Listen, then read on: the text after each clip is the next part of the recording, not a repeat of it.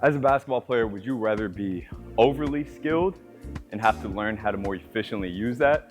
Or would you be not skilled enough and then have to scrap together the skill when you realize you don't have it to play at whatever level you're at? I think I know the answer to that. It's pretty obvious. It's the second one. I would love to hear your reasoning in the comments. But for me, I like to get players as skilled as possible, to push their limits as much as possible. Now, we could sit here for ball handling workouts and do this, and do this, and do this.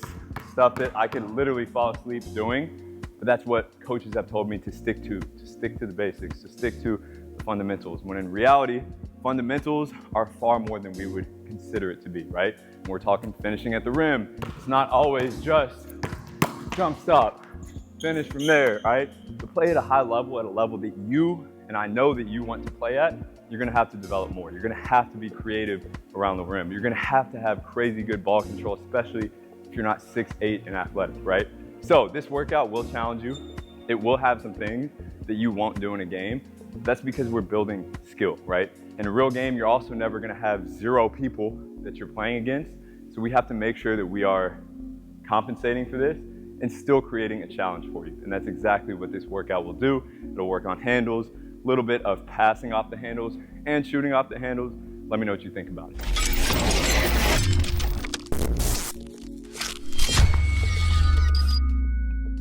All right, before we really get into the good stuff, we'll warm up. It'll be quick, efficient, really just 4 exercises, and we'll do this with the ball. So first one here, I'm just going outside of my frame as much as I can. So trying to get as wide as I can with the ball. Just going a light little walk here. Start to get the body temperature going, then I'm going backwards, really trying to hit the ground, there we go, as hard as I can. And it's okay if I'm losing it a little bit here. All right, next one, I'm gonna take as long of a lunge as I possibly can, all right? Maybe the first couple, knees are a little bit shaky, you can go somewhere like this, but I really want you guys to extend out as far as you can, okay? From here, I'm just gonna keep that ball going, okay? I want you to kind of experiment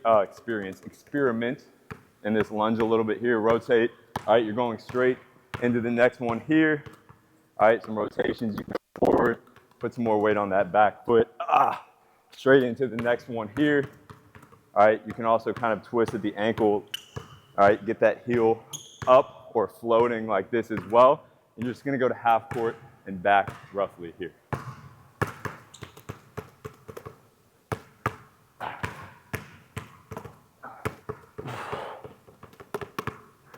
Next one here, you're gonna go same idea, but now you're going laterally, okay?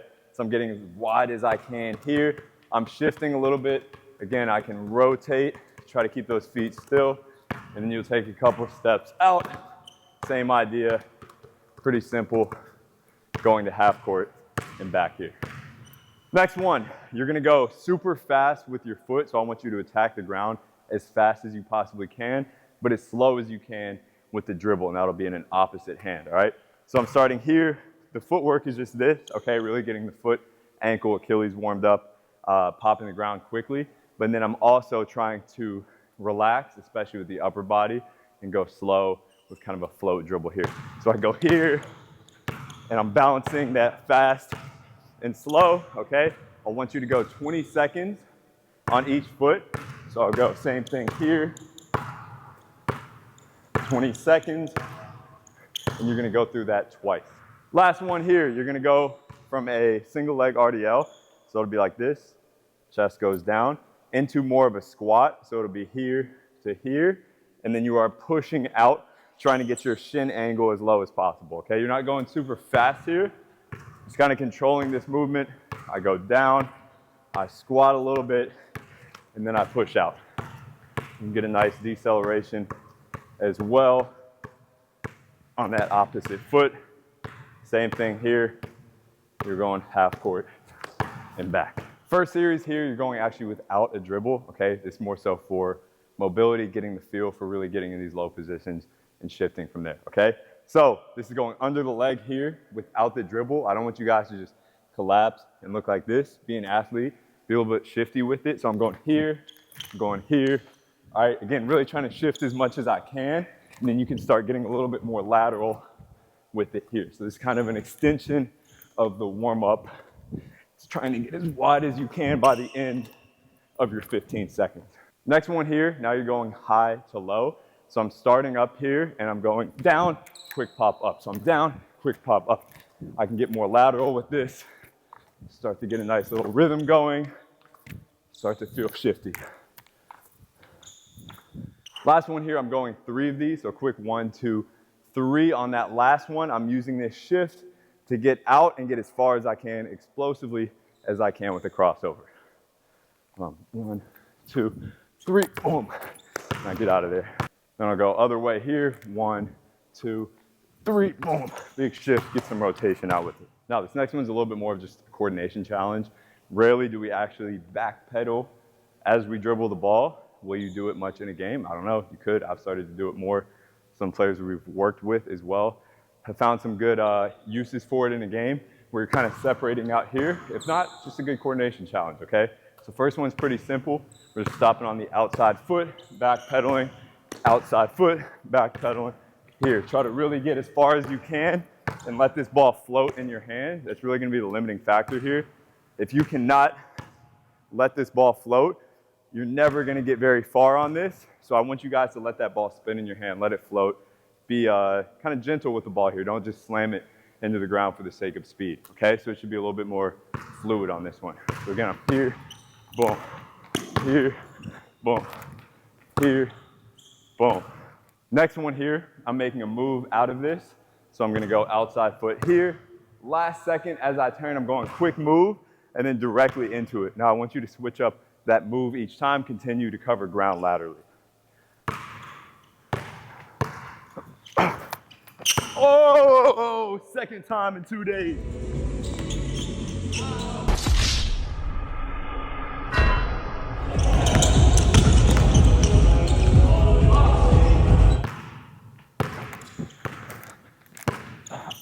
Behind the back again.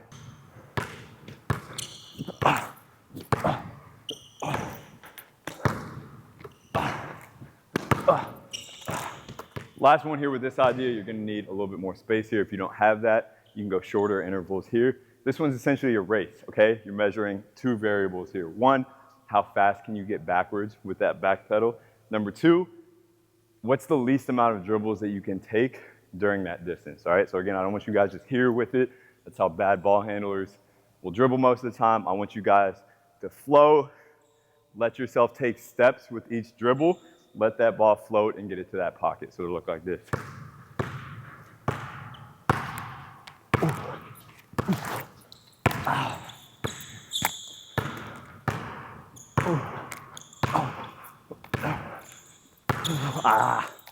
All right, keeping a similar idea here with letting that ball float and taking steps and being able to manipulate your speed and direction during the dribble or during when the ball is in your hands. We're gonna go fast, slow, fast, all in one dribble, okay? So we'll keep this ball in the same hand. You're gonna explode out, so it's fast, slow, fast by the time that ball hits the ground on the second one, okay? If you have space, you can just do this all the way down. If not, you can flip around and do this in a more confined space, which I'll just show you this way for now. So again, I'm fast, slow, fast, it's a little ugly. Fast, slow, fast. Fast, slow, fast, Gotta be a little better with that left, so I'm gonna try it again. Fast, slow, fast. All right, try to slow down on different feet each time, right? So sometimes you slow down off that inside foot. Sometimes you start that slow pace with the outside foot. Switch it up a little bit each time, okay? Next one here, you're going with different moves. So you're gonna go fast, slow, fast, but with 3 dribbles. A fast one, a slow one, and a fast one. I want you guys to be creative here. Really emphasize slowing down as much as you can.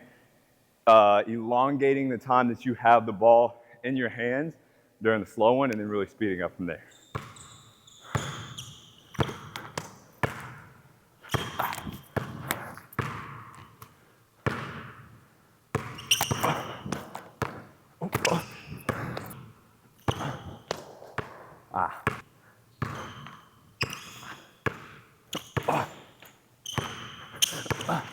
Now, way too many players work on their handles extensively every single day, but they don't work on how to actually execute off their handles. In other words, making passes and making shots off of that, okay? So for now, you're gonna find a wall. If you don't have one, honestly don't know what to do. Maybe just go and get the ball each time, no idea, but try to find a wall here. We're gonna go a few different ones where you're looking to be as accurate as possible on the wall, but also really challenging yourself in terms of your ball control to be able to get it into a crisp pass, okay? First one, pretty simple here. Really stringing these dribbles out again, all right? Really floating, letting that ball just kind of spin in our hand once again. Ooh, once again. Once again, this is because the more time that we have the ball in our hands, the more time we have to make a decision, right? When the ball is here, you can't really do much with it. So what you'll see the best passers off of the bounce do is, let's say they're coming off a ball screen, they're constantly letting it float so that whenever they see that opportunity, whenever that window opens up, they're ready to make a pass. So same concept here. I want you guys to be as unpredictable as possible. Try to like step back, create different distances from the wall, find different points on the wall to try to hit, and then make crisp passes from there.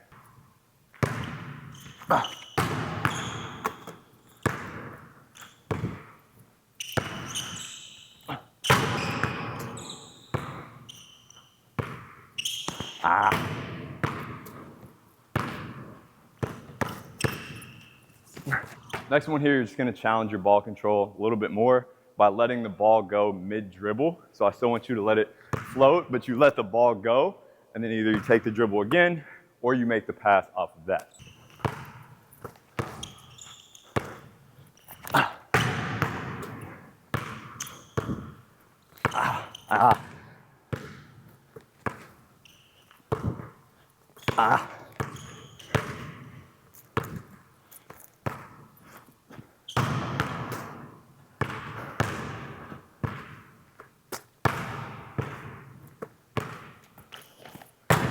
Next one here, you're going with a cross-body pass. So in other words, if you have the ball in your right hand, you are making this pass outside of your left hip here. So it'd be something like this, which is really gonna challenge ball control, okay? Again, is this something you'll use often in a game? Not necessarily, but this is challenging or stretching the limits of what you can do with the ball, with your ball control, into a pass. You can make this pass. Chances are a lot of different one-hand passing angles are gonna be that much easier.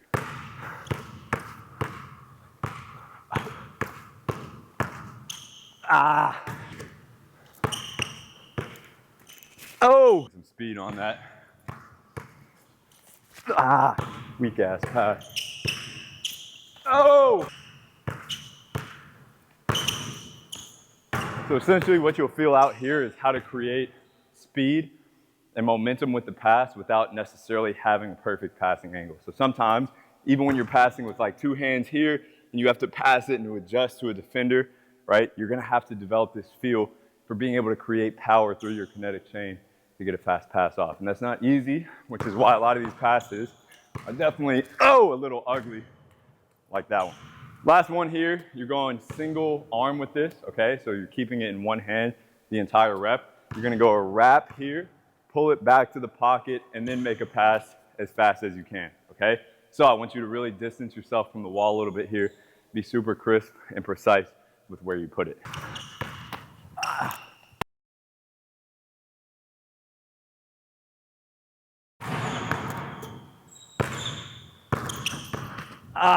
Faster.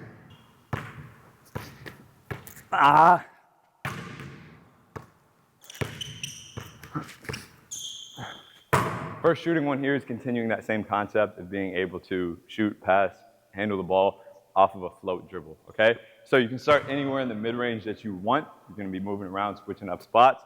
Okay, I want you guys to go super exaggerated, like in and out here.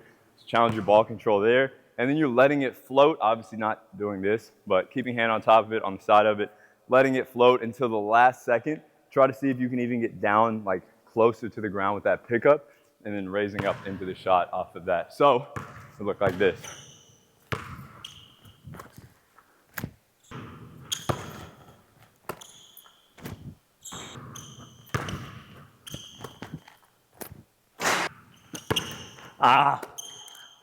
Made it work. Next one here, you're building off of that one by again letting it float, float, float, covering ground, and then quickly making a move and without taking too many steps or without hopping here to challenge your rhythm and ball control, getting quickly up into it.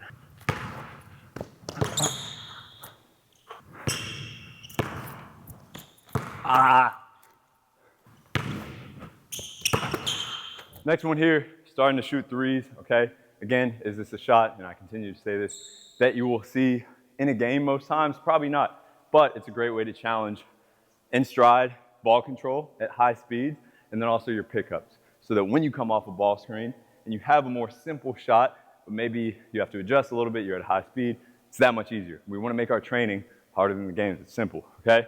This one here, you're going 3 dribbles. You're gonna start back as far as you can.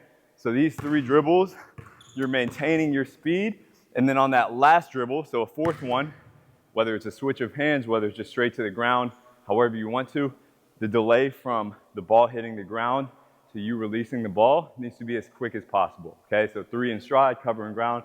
Last one, super quick, straight up into it.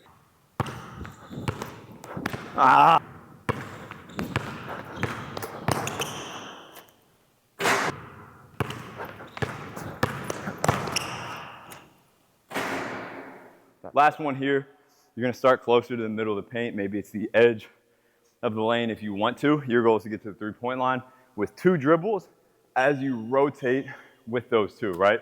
So I have to go 1, 2, maintain control of that ball, but also let it float. I probably won't get there if I just go 1, 2, because I can't move with the ball in that float. Sure. Ugly.